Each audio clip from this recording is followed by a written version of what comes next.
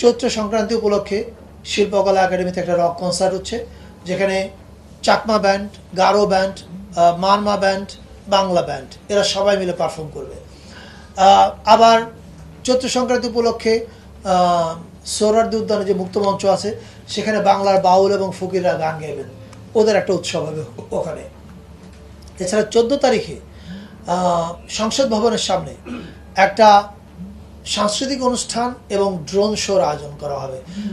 Drone show হচ্ছে Chinese এমবেসির সহযোগিতায়, তারা আমাদেরকে এই সাপোর্টটা দিচ্ছে। সেখানে আপনারা বিকেলবেলা গান শুনবে এবং সন্ধ্যার পরে দেখবে যে সংসদ ভবনের উপরে বাংলার আকাশে কিছু ড্রোন দিয়ে কিছু ইমেজ তৈরি করা হচ্ছে। সো এটা হবে হচ্ছে সংসদ ভবনে। এছাড়া সুরের ধারার কথা আপনারা জানতেন যে তারা লালমাটি এবং চিনমতি সম্মেলন কেন্দ্র করত, কিন্তু এবার তারা করবে হচ্ছে ধানমন্ডি 8 নম্বরের যে রবীন্দ্র সরোবর এবং এর পার্শ্ববর্তী এরিয়াগুলো যে আছে সেখানে তাদের গানের অনুষ্ঠানও হবে এবং মেলার মতো আয়োজনও সেই জিনিসগুলো হবে। অর্থাৎ ঢাকার নানা জায়গায় উৎসব ছড়িয়ে যাবে।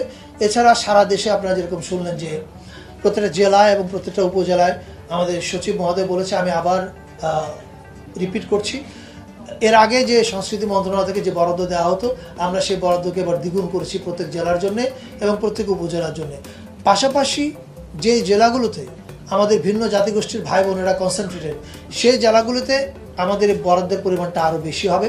সেটা কত হবে কালকের মধ্যেই মন্ত্রণালয় থেকে চিঠি দিয়ে জানানো হবে।